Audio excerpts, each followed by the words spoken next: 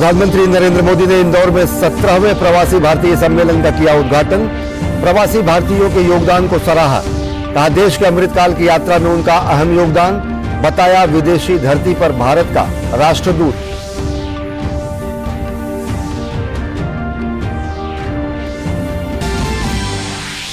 Suriname और Guyana के राष्ट्रपतियों ने की प्रधानमंत्री नरेंद्र मोदी की जोरदार सराहना। चंद्रिका प्रसाद संतोखी ने कहा हम प्रधानमंत्री नरेंद्र मोदी के नेतृत्व और दुनिया को एक परिवार मानने की दृष्टि से उपकृत। गुयाना के राष्ट्रपति ने कहा कोविड में जब वैश्वीकरण की संपूर्ण व्यवस्था ध्वस्त हो गई तब प्रधानमंत्री नरेंद्र मोदी ने देशों की सहायता कर दुनिया को प्रेम और सहयोग का दिया संदेश। रक्षा मंत्री राजनाथ सिंह ने एरो इंडिया 2023 के राजदूतों के राउंड टेबल को किया संबोधित। कहा हमारा प्रयास G20 के भीतर आम सहमति बनाना और अधिक सुरक्षित, समृद्ध और टिकाऊ और न्यायपूर्ण दुनिया के एजेंडे को आकार देना।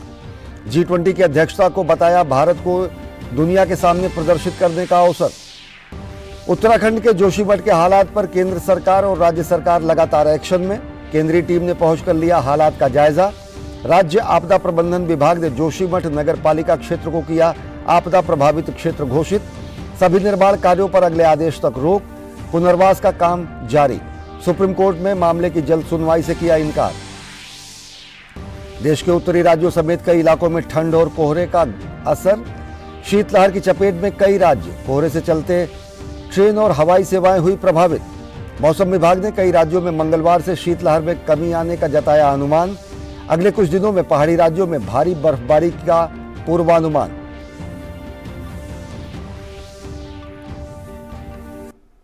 नमस्कार, मैं हूं अश्विनी कुमार मिश्र। देखते हैं खबरों को विस्तार से। आजादी के अमृत काल में प्रवासी भारतीय विकसित भारत के लिए कैसे एक बड़ा योगदान दे सकते हैं, इस बात को प्रधानमंत्री नरेंद्र मोदी ने देश के सामने रखा। इंदौर में प्रवासी भारतीय सम्मेलन का आज से आगाज हुआ है। इसके उद्घाटन कार्यक्रम को संबोधित करते हुए प्रधानमंत्री नरेंद्र मोदी ने प्रवासी भारतीयों को दुनिया के लिए भारत का राष्ट्रदूत करार दिया।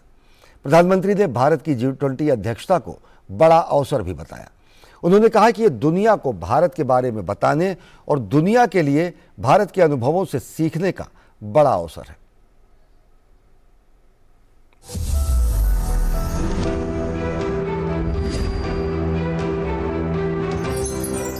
विश्व भर में फैले प्रवासी भारतीय समुदाय के योगदान का जश्न मनाने के लिए आयोजित प्रवासी भारतीय दिवस समारोह का सोमवार को औपचारिक शुभारंभ हुआ। प्रधानमंत्री नरेंद्र मोदी ने बेहद भव्य 17वें प्रवासी भारतीय दिवस समारोह का उद्घाटन किया। समारोह में सूरीनाम के राष्ट्रपति चंद्रिका प्रसाद संतोखी और गयाना के राष्ट्रपति डॉक्टर मोहम्मद इरफान ने मुख्य अतिथि के तौर पर शिरकत की। शुभारंभ समारोह के दौरान स्मारक डाक टिकट, सुरक्षित जाएं, प्रशिक्षित जाएं भी जारी किया गया। अपने संबोधन में प्रधानमंत्री मोदी ने दुनिया में रह रहे भारतीय समुदाय को सराहा। पीएम ने कहा कि आज पूरे विश्व में भारत को एक नई पहचान, नया मुकाम मिला है। ऐसे में भारत को लेकर दुनिया की उत्सुकता बढ़ती जा रही है। उन्होंने प्रवासी भारतीयों को दुनिया के लिए भारत का राष्ट्रदूत करार दिया। You are brand ambassadors of yoga and Ayurveda.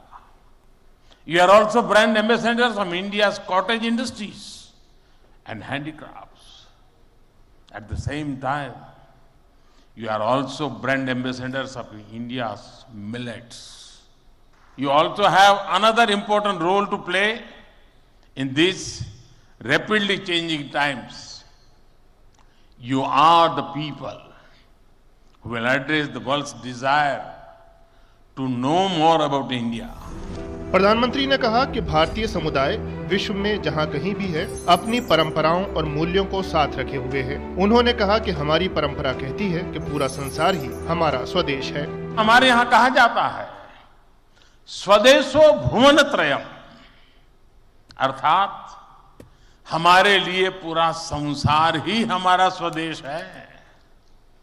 मनुष्य मात्र ही हमारा बंधु बांधव है। इसी वैचारिक बुनियाद पर हमारे पूर्वजों ने भारत के सांस्कृतिक विस्तार को आकार दिया था। हम दुनिया के अलग अलग कोनों में गए। हमने सभ्यताओं के समागम की अनंत संभावनाओं को समझा। हमने सदियों पहले वैश्विक व्यापार की असाधारण परंपरा शुरू की थी। पीएम ने प्रवासी भारतीय समुदाय द्वारा अलग अलग देशों में किए गए कारनामों को संग्रहित करने पर बल दिया। उन्होंने सभी क्षेत्रों में भारत के बढ़ते दबदबे का भी जिक्र किया। जब भारत कोविड महामारी के बीच कुछ महीनों में ही स्वदेशी वैक्सीन बना लेता है, जब भारत अपने नागरिकों को 220 करोड़ से ज्यादा वैक्सीन डोज मुफ्त लगाने का रिकॉर्ड बनाता है, जब वैश्विक अस्थिरता के बीच भी भारत विश्व की उभरती अर्थव्यवस्था बनता है, जब भारत विश्व की बड़ी इकोनॉमी से कॉम्पीट करता है, टॉप 5 इकोनॉमी में शामिल होता है, जब भारत दुनिया का तीसरा सबसे बड़ा स्टार्टअप इकोसिस्टम बनता है, जब मोबाइल मैन्युफैक्चरिंग जैसे क्षेत्रों में, इलेक्ट्रॉनिक मैन्युफैक्चरिंग के क्षेत्र में मेक इन इंडिया का डंका बजता है, जब भारत अपने दम पर Tejas fighter plane, aircraft carrier, INS Vikrant और अरिहंत जैसी न्यूक्लियर सबमरीन बनाता है, तो स्वाभाविक है दुनिया और दुनिया के लोगों में क्यूरियोसिटी होती है कि भारत क्या कर रहा है, कैसे कर रहा है। प्रधानमंत्री ने भारत की G20 अध्यक्षता को बड़ा अवसर बताया। उन्होंने कहा कि ये दुनिया को भारत के बारे में बताने और दुनिया के लिए भारत के अनुभवों से सीखने का मौका है। इस वर्ष भारत दुनिया के G20 समूहों की अध्यक्षता भी कर रहा है। भारत इस जिम्मेदारी को एक बड़े अवसर के रूप में देख रहा है। हमारे लिए ये दुनिया को भारत के बारे में बताने का अवसर है। ये दुनिया के लिए भारत के अनुभवों से सीखने का, पुराने अनुभवों से सस्टेनेबल फ्यूचर की दिशा तय करने का अवसर है। प्रधानमंत्री मोदी ने प्रवासी भारतीय दिवस प्रदर्शनी का भी शुभारंभ किया। इस अवसर पर सूरीनाम के राष्ट्रपति चंद्रिका प्रसाद संतोखी और गयाना के राष्ट्रपति डॉक्टर मोहम्मद इरफान भी मौजूद थे। बाद में उन्होंने इस प्रदर्शनी का अवलोकन भी किया। आदित्य, मेघना और आशुतोष के साथ ब्यूरो रिपोर्ट, डीडी न्यूज। प्रवासी भारतीय सम्मेलन के मंच पर जब मेहमान पहुंचे तो भारत और प्रधानमंत्री नरेंद्र मोदी की उन्होंने जमकर तारीफ की। सूरीनाम के राष्ट्रपति चंद्रिका प्रसाद संतोखी और गयाना के राष्ट्रपति डॉक्टर मोहम्मद इरफान ने प्रधानमंत्री नरेंद्र मोदी के नेतृत्व को दुनिया को दिशा देने वाला बताया। उनके द्वारा भारत में किए जा रहे विकास कार्यों की उन्होंने तारीफ की। प्रधानमंत्री नरेंद्र मोदी ने विदेशी मेहमानों से सीधा संवाद किया और अनेक देशों के साथ भारत के संबंधों को भी रेखांकित किया।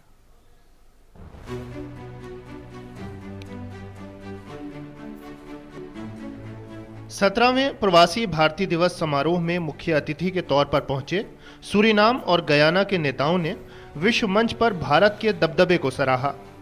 सूरीनाम के राष्ट्रपति चंद्रिका प्रसाद संतोखी और गयाना के राष्ट्रपति डॉक्टर मोहम्मद इरफान ने प्रधानमंत्री मोदी के नेतृत्व को दुनिया को दिशा देने वाला बताया। प्रवासी भारतीय दिवस समारोह के शुभारंभ के अवसर पर दोनों नेताओं ने कहा कि आज भारत हर क्षेत्र में नए जोश, नई रफ्तार से आगे बढ़ रहा है। सूरीनाम के राष्ट्रपति ने अपने संबोधन में कहा कि पीएम मोदी का नेतृत्व और G20 की भारत की अध्यक्षता में विश्व के लिए एक मजबूत संदेश है।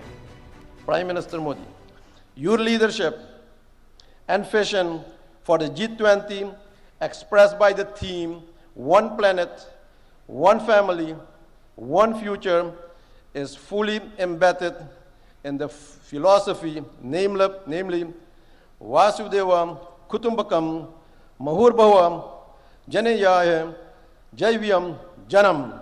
The world is one family, human life is defined. Suriname में भारतीय समुदाय के पहली बार पहुंचने की वर्षगांठ का उल्लेख करते हुए सूरीनाम के राष्ट्रपति ने कहा कि दोनों देश अपने प्राचीन रिश्तों की मदद से सहयोग की नई संभावनाएं खोज सकते हैं। My country Suriname is honored to mark the 150th anniversary of Indian arrival in Suriname in 2023. a significant milestone in the long and rich history of relations between our two countries. But they managed to keep their values, their dharma, and their identity, their pahichan. It is crucial to nurture these historical and cultural bonds and look ahead and chart a path towards broader economic and trade engagements and increased investment between our nations. Guyana के राष्ट्रपति ने अपने संबोधन के दौरान corona काल को याद किया और भारत द्वारा टीके के जरिए कई देशों की मदद का जिक्र किया। डॉक्टर मोहम्मद इरफान ने कहा कि भारत प्रगतिशील देशों की सहायता के लिए हमेशा खड़ा रहा है। उन्होंने कहा कि महामारी के दौर में भारत ने दुनिया के लिए मिसाल कायम की है। Prime Minister Sri Narendra Modi, we owe you a debt of gratitude. When the world locked its borders and globalization failed, you showed the world that globalization can still succeed and there is still love when the hardest of times hit us. When the world could not find vaccine and you faced the challenge of the COVID-19 pandemic, you showed the world what real love and hope is when you shared vaccine with the rest of the world. I stand here very proud of your work, very proud of your love, and very proud of your demonstration of what real love and hope should look like. Suriname और Guyana के नेताओं द्वारा प्रधानमंत्री मोदी के नेतृत्व की तारीफ पहली बार नहीं है। इससे पहले भी अंतर्राष्ट्रीय मंच पर कई नामचीन नेता पीएम मोदी के नेतृत्व को सराह चुके हैं। आदित्य, मेघना और आशुतोष के साथ ब्यूरो रिपोर्ट, डीडी न्यूज।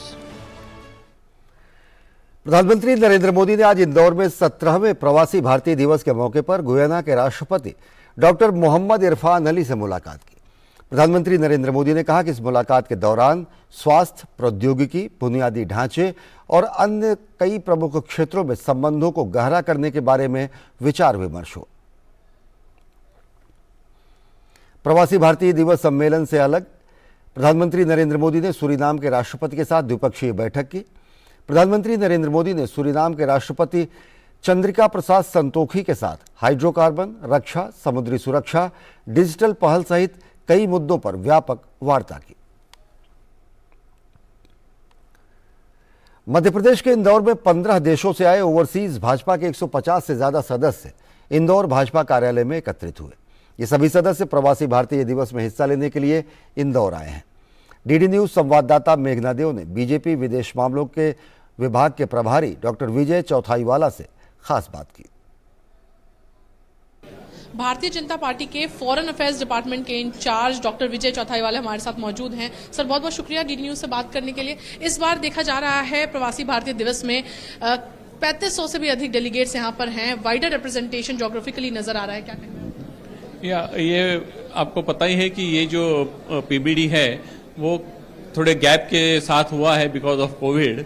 उसके पहले बनारस में हुआ था 2018 में, उसके बाद अभी पहली बार ही हो रहा है। तो इसके कारण एक नई उमंग और नया उत्साह अपने एनआरआई कम्युनिटी में है। और पिछले 4 साल में भारत ने जो प्रगति की है, भारत ने जो एक आत्मविश्वास खुद का भी नहीं परंतु पूरी दुनिया का बढ़ाया है कि हम कोविड के साथ लड़ाई दे सकते हैं एक साथ जुड़कर। हम एनवायरनमेंट, क्लाइमेट चेंज के लिए भी कोई नए सॉल्यूशंस देख सकते हैं। ये जो भारत ने एक ऑल्टरनेटिव अप्रोच सब दुनिया को दिया है, उसके कारण ये प्रवासी भारतीयों में एक नया उत्साह, नई उमंग है। जो भारतीय यहाँ आए हैं डायस्पोरा के लोग, किस किस्म की आपकी बातचीत हो रही है? क्या उनसे ये दोनों लोकल लेवल पे भी हो रहा है और नेशनल लेवल पे भी हो रहा है। जैसे यहाँ ये पीबीडी के बाद तुरंत मध्य प्रदेश की इन्वेस्टर समिट है, तो मध्य प्रदेश में क्या क्या अपॉर्चुनिटी है उसका एक पिक्चर सेपरेटली दिखाया जा रहा है। और भारत ने भी जो ईज ऑफ डूइंग बिजनेस के कारण कई सारे रिफॉर्म्स किए हैं बिजनेस को प्रमोट करने के लिए, एक्सपोर्ट्स प्रमोट करने के लिए, ये भी सब यहाँ बताए जाएंगे। इस बार क्या आपको रिएक्शंस मिल रहे हैं लोगों से? क्योंकि कई ऐसी कंट्रीज हैं, डेनमार्क, क्रोएशिया, साउथ सुडान, जहाँ पे कभी पहले किसी प्रवासी भारतीयों को अवार्ड ही नहीं। मुझे लगता है कि ये अवार्ड सिस्टम बहुत ही अभी इक्विटेबल हुई है और बहुत जेन्युइन हो गई है।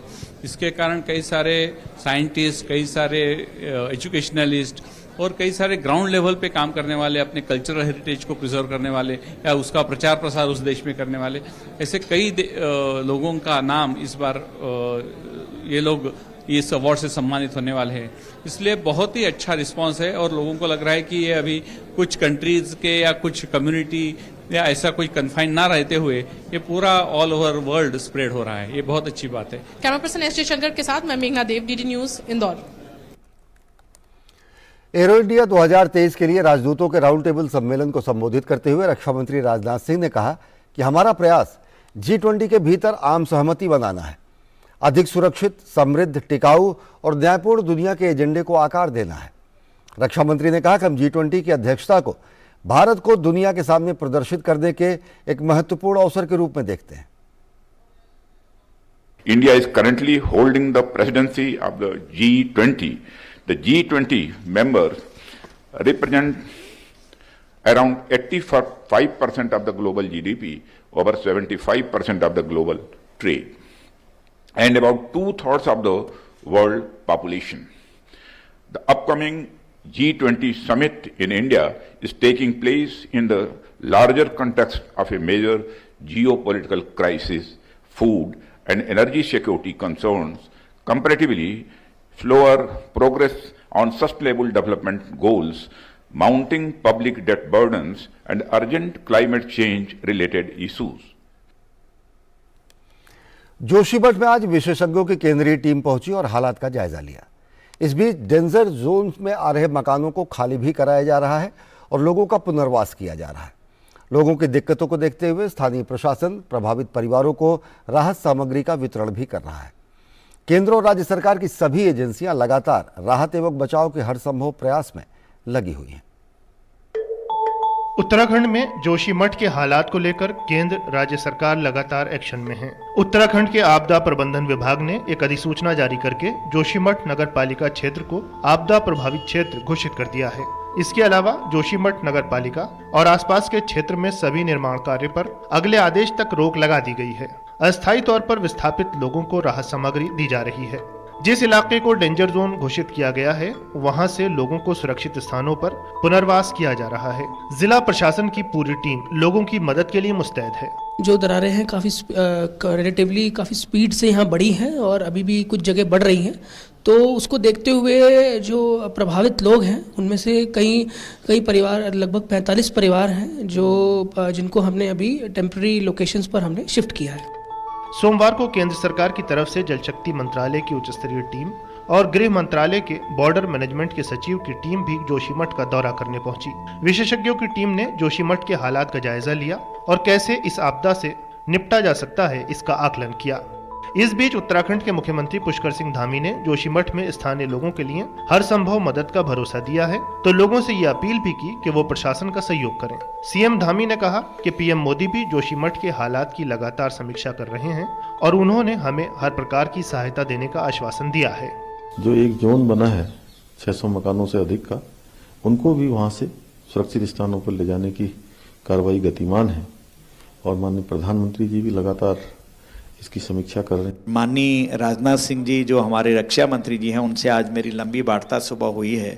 उन्होंने स्वयं कहा है मुझसे कि आप पूरी तरह से वहां जाके एक एक रिपोर्ट लाइए, क्योंकि मैं तो जा ही रहा था, तो उनका आदेश मुझे मिला कि आप जाइए, तो वहां पर देखने के लिए मैं भी जा रहा हूं। जोशीमठ का मामला सुप्रीम कोर्ट भी पहुंच गया है। इस मामले में स्वामी अविमुक्तेश्वरानंद ने शीर्ष अदालत में जनहित याचिका दायर की थी।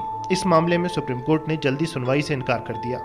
मुख्य न्यायाधीश जस्टिस DY चंद्रचूड़ ने याचिकाकर्ता से कहा कि वो पहले जरूरी प्रक्रिया को अपनाएं, कल इस याचिका को मेंशनिंग लिस्ट में शामिल करें।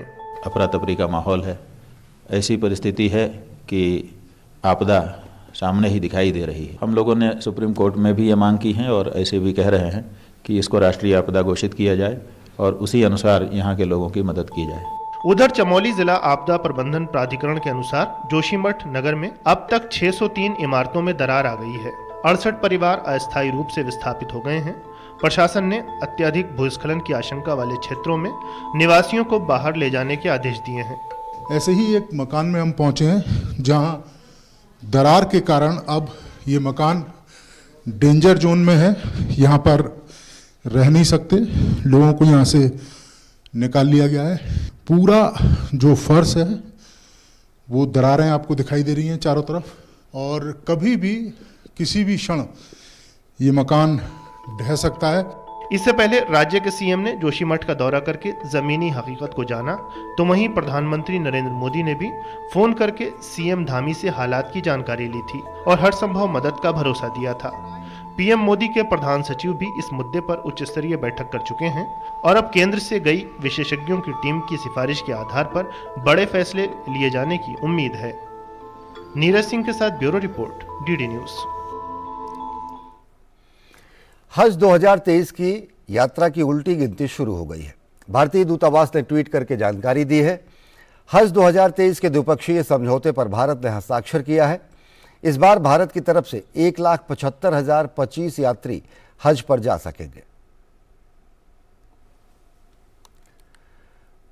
भारतीय वायुसेना के vice chief air marshal Sandeep Singh ने सुखोई 30 फाइटर जेट्स के साथ 2 दशकों के जुड़ाव को चिन्हित करते हुए पुणे एयरबेस में air to air refuelling mission में उड़ान भरी। एयर मार्शल संदीप सिंह इसकी पहली उड़ान में भी भागीदार थे।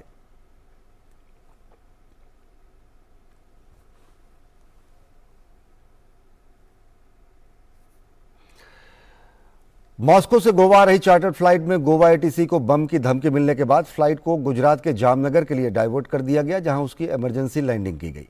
विमान को आइसोलेशन बे पर रखा गया है। विमान के सभी यात्री सुरक्षित हैं और विमान की जांच जारी है।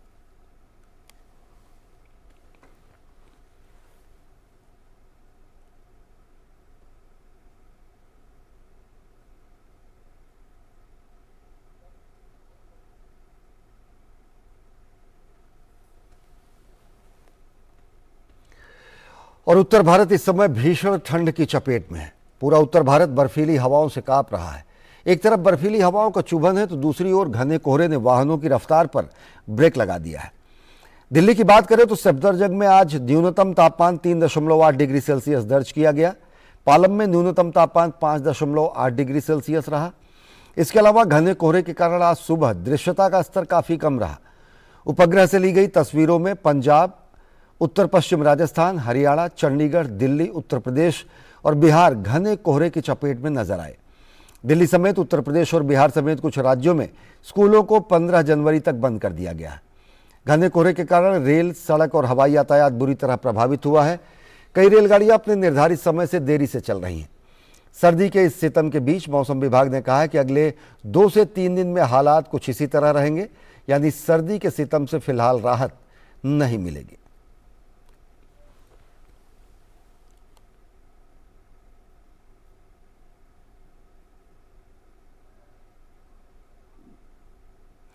तो इन्हीं समाचारों के इस बुलेटिन में फिलहाल इतना ही। देश और दुनिया की ताज़ा तरीन खबरों के लिए देखते रहिए डीडी न्यूज़। नमस्कार।